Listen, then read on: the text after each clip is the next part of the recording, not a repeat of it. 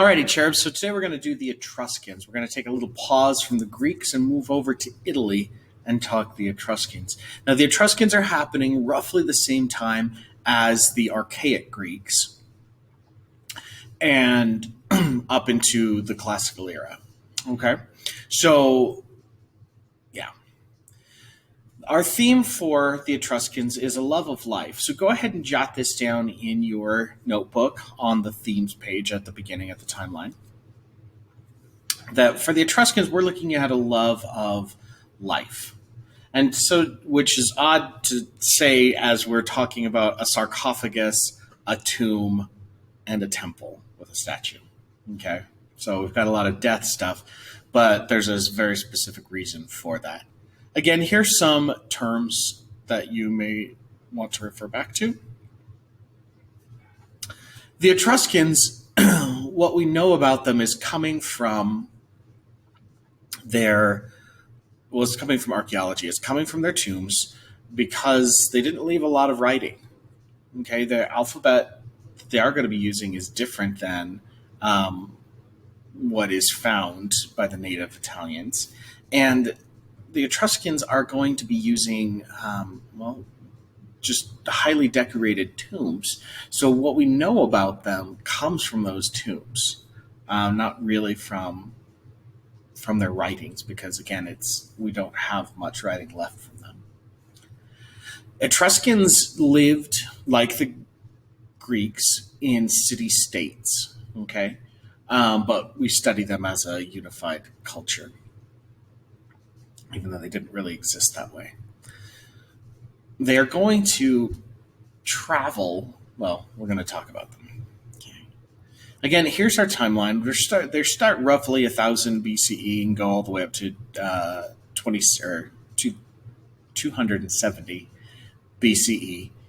But the high point is going to roughly correspond with archaic Greece. Okay, and our pieces again. The Etruscans, actually, we do know now where they came from. As best as we can tell, the Etruscans, for a long, long time, were kind of this enigma. They just kind of show up on the world stage here in central Italy. They've got a distinct language. They're going to settle. They're outsiders that settle into central Italy. And we're going to watch a clip on how they discovered. They're going to use DNA analysis to find out where these people come from. So you can see that on the map here, the Etruscan lands, and you can see that Rome sits on the very edge of them. Okay, the Romans are going to look back to their interactions with the Etruscans as adversarial, and we'll talk about that more when we talk about Rome.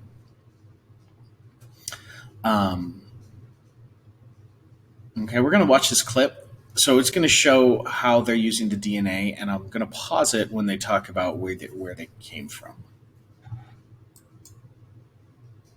It's often tough for pioneers. That hasn't changed in the last 130 years.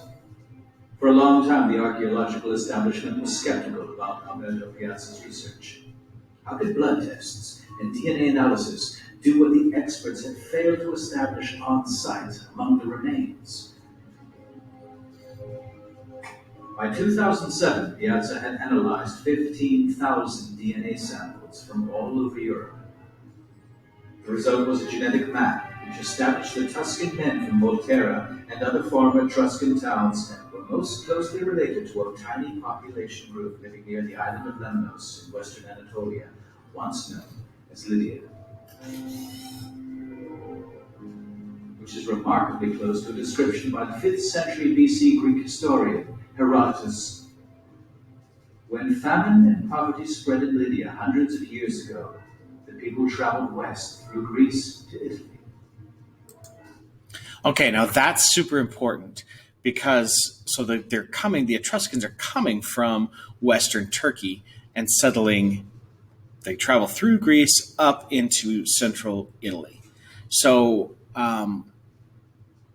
they're interacting and their knowledge of the Greek world was intact. They understood who the Greeks were and had contact with them. Okay, so they travel from Turkey through Greece to Italy, settle there, and in what we call Tuscany. Okay, so that we remember the Etruscans in the name of that region of Italy called Tuscany.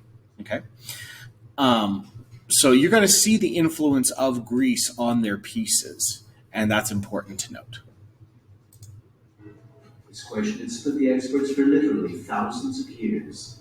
Finally, it was answered.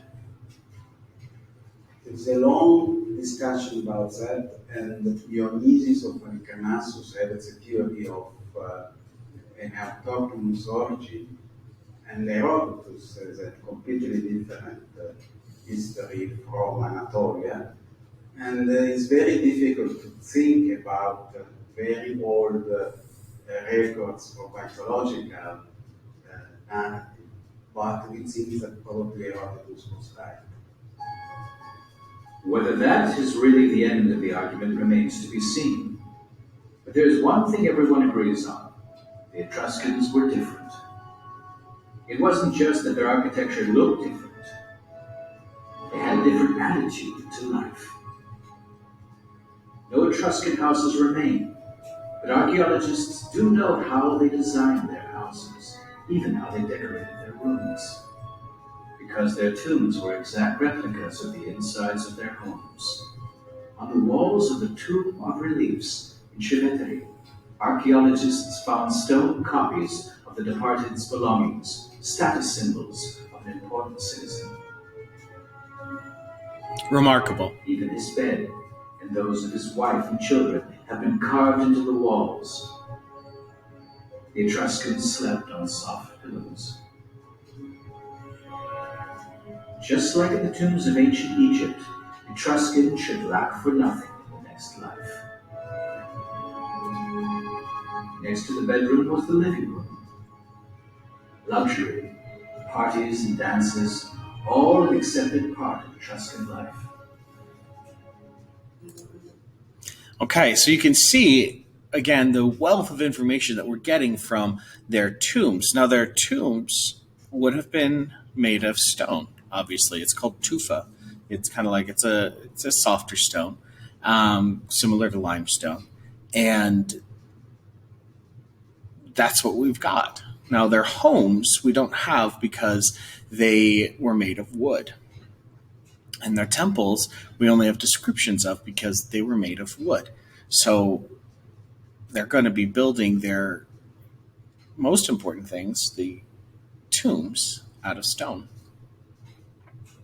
So our first building no longer exists, and it's the Temple of Minerva. Okay, so again, they're going to have that contact with the Greeks and pick up, and they're essentially Ionian Greeks coming over and moving over into Italy. Now, you can see here the Temple of Minerva, who is Athena, right?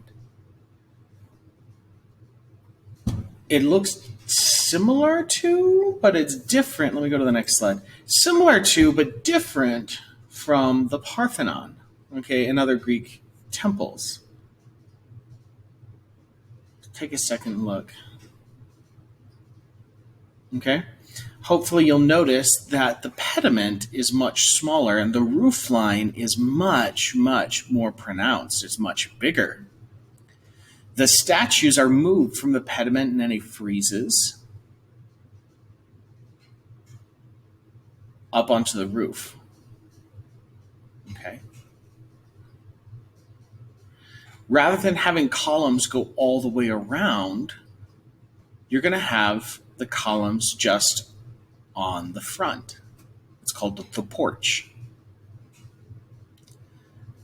Rather than having steps having access all the way around, you're only going to have steps at one point up at the front. Okay, so you can't enter from all sides. You can only enter from the front right here. And you've got three chambers, three cella, in the building proper. And if you take a look, see the column, it looks Doric. It's got a Doric capital, but it isn't Doric because it has no fluting and it's on a base. It's on a stylobite. So it's on this base here. So we know they call it the Tuscan order. You don't need to know that. That's fine. Just simplified or modified Doric column.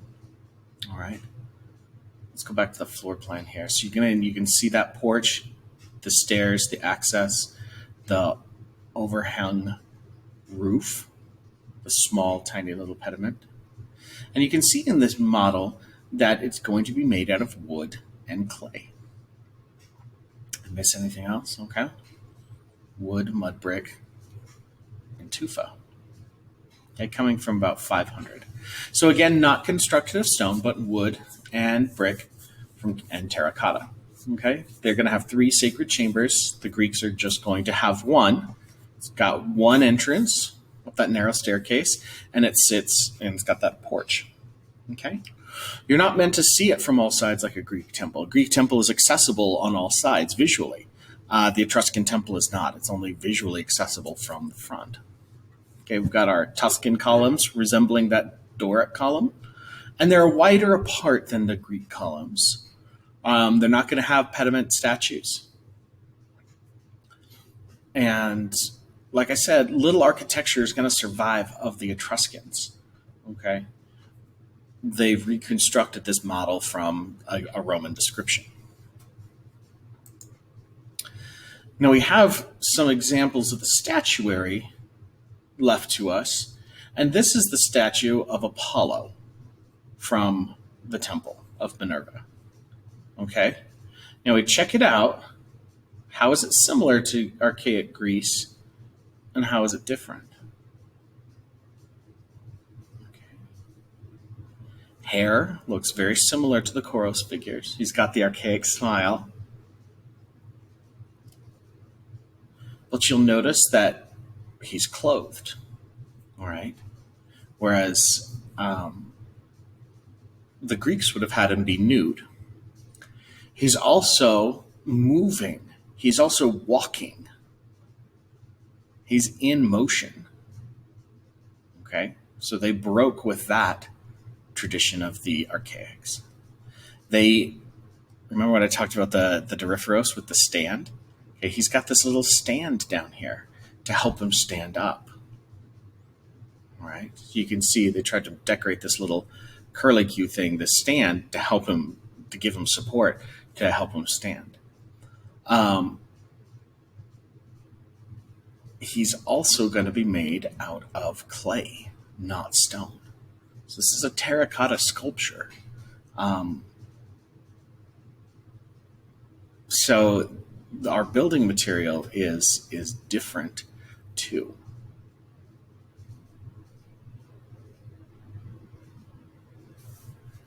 All right. So Apollo would have been placed on the rooftop. Okay, you can see that evidence of the Greek influence. He's going to be made out of terracotta, and again, he would have been painted. He is fully clothed, and he moves forward. And this is one of the best examples found of Etruscan statuary. Okay, and so you are meant to see him from standing below rather than standing at eye level like we're seeing him right now. Okay, and you can see some of the musculature attempted to be depicted here in his legs. Okay, so I would absolutely, in the comparables down below in your notes, I would absolutely compare him to the Enovoisos Koros. How is he similar? How is he different? And possibly even the Doryphoros. How is he similar? How is he different from that statue as well? Okay, but first we're going to take before we move on, we're going to take a brief interlude and talk about the Last Supper, the story of the Last Supper. Now, the story of the Last Supper goes like this, that we have Jesus, this is from the New Testament, in the Bible, that Jesus gathers his closest disciples together and has the Passover dinner with them before he goes out and gets arrested and crucified. So it's called his Last Supper because it's the last time he sits down with his disciples and eats with them.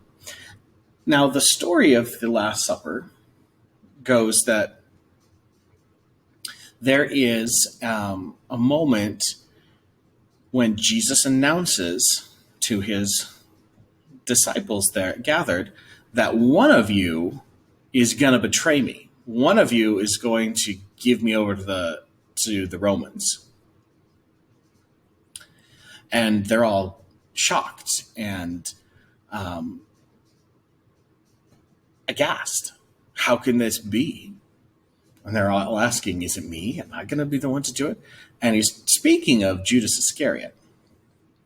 And so the story goes in the Bible that Jesus is going to, Peter is sitting next to John.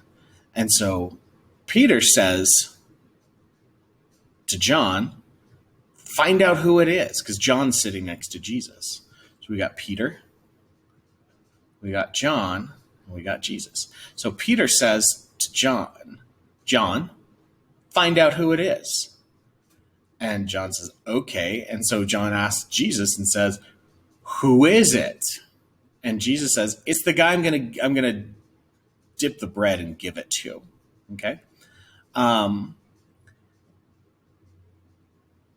And so he dips some bread into the sauce and he hands it over to Judas. And they're still all questioning, like, well, who is it? And this story doesn't make any sense. Like, what does that mean that they didn't? He just announced, it's the one I'm going to give the bread to that after I dip in the sauce. And how do they not know that this is the guy that is going to betray him? And it also talks about John laying in the bosom of Jesus. And so we get him depicted like this, and he's like flopping down into Jesus's lap. And this story doesn't make visually any sense. And so artists have struggled with this for hundreds of years trying to depict this scene because it makes no sense. And again, here's John sitting in Jesus's lap, like laying down or posing. Here's another version, same thing. Okay. And it makes no sense. Here's what the text says. Jesus said, he was troubled in spirit and testified, verily I say unto you, one of you shall betray me. Then the disciples looked around, doubting of whom he spoke. Now there was one leaning on Jesus' bosom, one of his disciples whom Jesus loved. This is from the Gospel of John, so traditionally that's assumed to be John. Simon Peter, therefore, beckoned to him that we should ask who it should be of whom he spoke. John, who is it? Who's he talking about? And he then, lying on Jesus' breast, saith unto him, Lord, who is it? Jesus answered, He it is, to whom I give a sop, bread dipped in a sauce, when I've dipped it. And when I've dipped the sop, he gave it to Judas Iscariot, the son of Simon. So again, this doesn't make any sense until you know how they're actually sitting. Now, artists have portrayed them sitting at a table, just like a classic table, a European table, medieval table. That's not how they ate. They're going to follow the Roman style, which is going to be following the Etruscan style. They're going to be reclining on what's called a triclinium. A triclinium is an extended couch for eating. This is how you sat down to eat for dinner, and especially a fancy dinner. So you're going to come down, and there's going to be a table here in the center, and you're going to lay down and reach over to the table and pick up your food and eat. Okay? And yeah. So you can see what's happening here is Jesus, let's say, would have been possibly this figure. Peter's right here. Jesus announces, and John's right here. So Jesus announces, okay, one of you is going to betray me. And they're all questioning amongst themselves, who is it? Peter says to whispers over, because he's sitting right here and their faces are close to each other, and says, hey, who is it? And then John leans over and says to Jesus, who is it? And Jesus says, it's the guy I'm going to give the bread to. Real quiet like, real sneaky like, because they're right there. He's literally in his ear. Okay, so they can have this private little aside, this conversation. And so he takes some bread, dips it, hands it over to Judas. Okay, so I bring this story up from the Bible to illustrate how art sometimes gets it wrong. When we look back at those medieval paintings, they've depicted it completely incorrectly, because Jesus would have been sitting on this triclinium, which again, Roman style, which was again, Etruscan style. The Romans stole everything from the Etruscans. Don't think the Romans were original about anything. They stole everything from the Etruscans.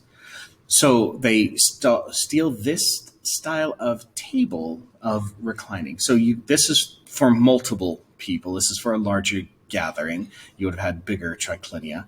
And here's a smaller one. Okay. And this is how you would eat. Now that's super important because of our next piece. And I bring all of this up because it illuminates what our next piece is. It's called the Sarcophagus of the Spouses. And what they're doing is they are eating dinner. They're reclining. Okay, so we've got this couple. They're sitting on a triclinium. And the whole thing is a burial box. Okay?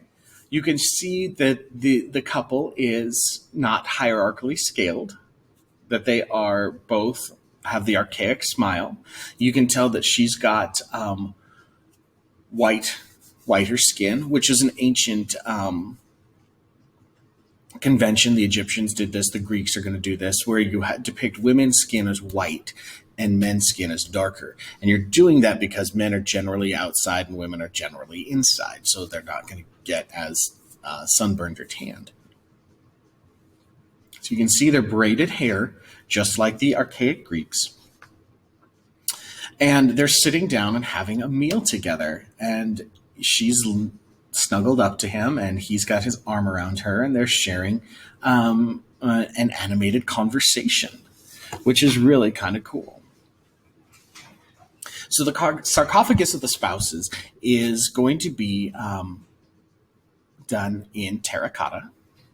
The Etruscans were masters in clay, which is really, as a ceramics teacher, is really, really cool to see. And big enough, obviously, to house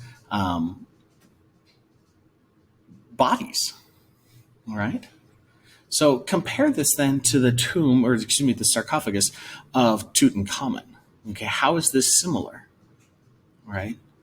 It's showing a human, but the box itself isn't anthropomorphic. Like Tutankhamun's box was anthropomorphic. This is not. It's the box with the sculpture on top. Okay? You can see, again, that influence of the Greek. So I would absolutely put down in comparables. I'd put down the Koros and the Kore figure. And I would also put the Anavoisos Koros, the Peplos Kore, showing the archaic Greek style influence.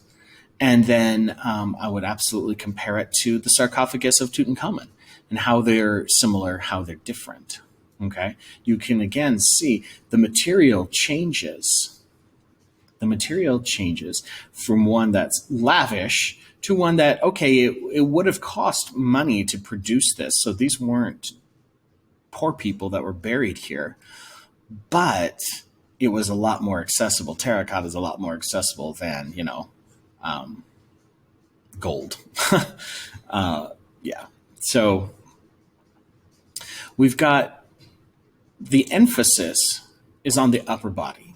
there's a lot less emphasis. The legs are de-emphasized. The feet, they're not paying a lot of attention to.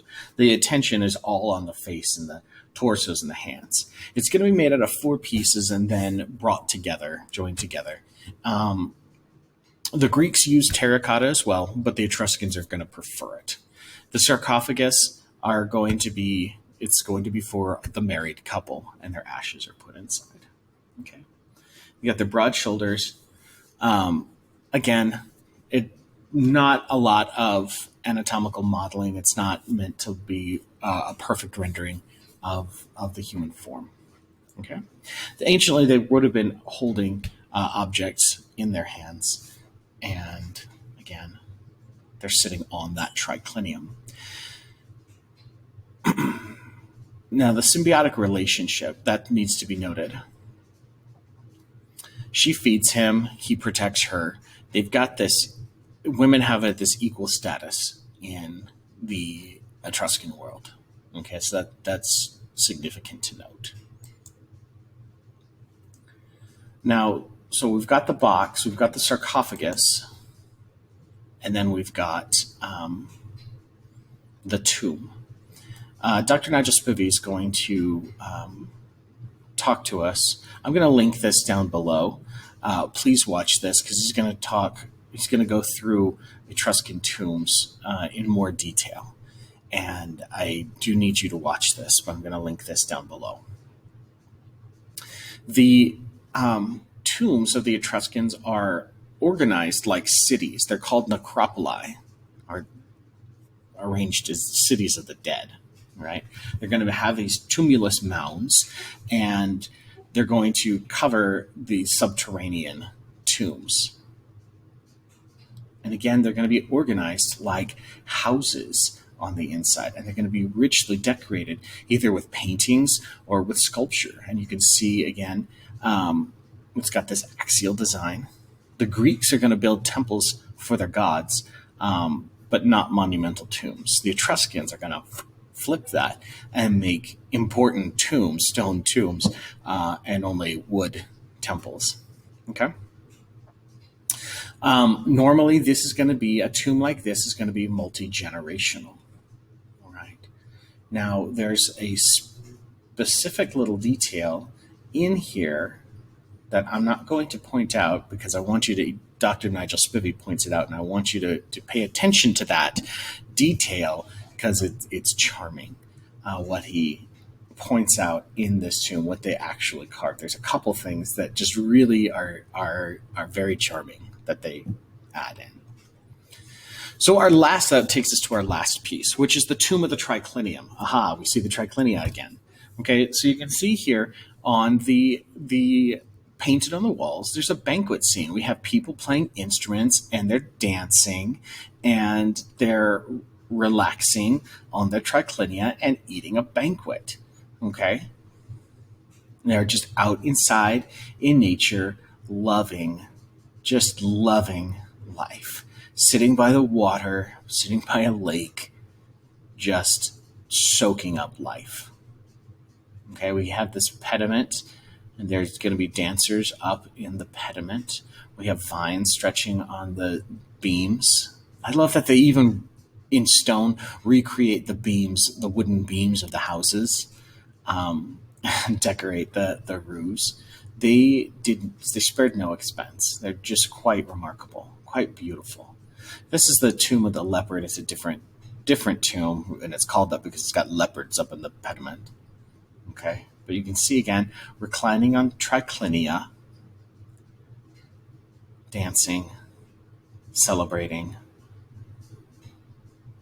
playing music, the birds and the trees, enjoying, loving life.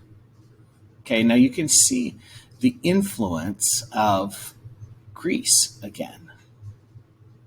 Okay, there's stiffness, and the movements are not natural here in the Etruscan paintings.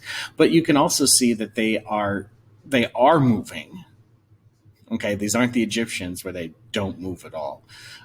So they are influenced by the Greeks. They are in motion. It is kind of this mixed perspective like the Greeks are going to show us. They're going to show us some pieces from the front, like this foot is shown from the front, but the faces, again, still are going to be in profile. So there's stiffness, there's kind of this awkwardness in the movements, but they are moving, they are celebrating, and they are dancing. Okay, similar to the Niobedes crater, but in full color. Now, what these are, and I'm going to link this down below. Please, please, please, please watch this. These are frescoes. Okay, fresco, we've not seen fresco before, but fresco is going to become important, especially when we get to Michelangelo. A fresco is a painting on wall plaster. The advantage of a fresco is that it's a little more long-lived. Okay, because the painting exists within the wall. It exists not just on the surface. So if you've painted a room and then you move furniture or something around and you nick the wall, it gouges out the paint. Well, a fresco, the paint soaks into the plaster. So it's literally a part of the wall because it's painted on that wet plaster, so it goes and it becomes part of it. Now, through the millennia, okay, it's not going to hold up perfectly, but in their lifetimes, it would have been just fine. Okay, so a fresco is a much longer lasting painting. So that's why you're going to do it. I'm going to link this down below, how fresco painting works. Please to watch. All right. So the tomb of the Triclinium, again, is a tomb. It's a place where people are buried. So compare this, rather than Tutankhamun, I would compare this to the pyramids, okay, because it is a place to lay the dead. How is this different than the Great Pyramid or the pyramids of Giza? All right. Again, it's painted with frescoes. It's got that checkerboard pattern. We got people reclining and eating on the triclinia. And again, it's named after that triclinium, where they're banqueting. All right. And that's the Etruscans. That's what we're covering today. All right. If you've got any questions, shoot me an email. All right. Make sure you take the quiz for today. Make sure you take the classical Greece quiz, the Acropolis quiz, and also the mega quiz on the architectural terms. All right. And that's it for today. I'll catch you next week with the Hellenistic Greeks, and have a great weekend.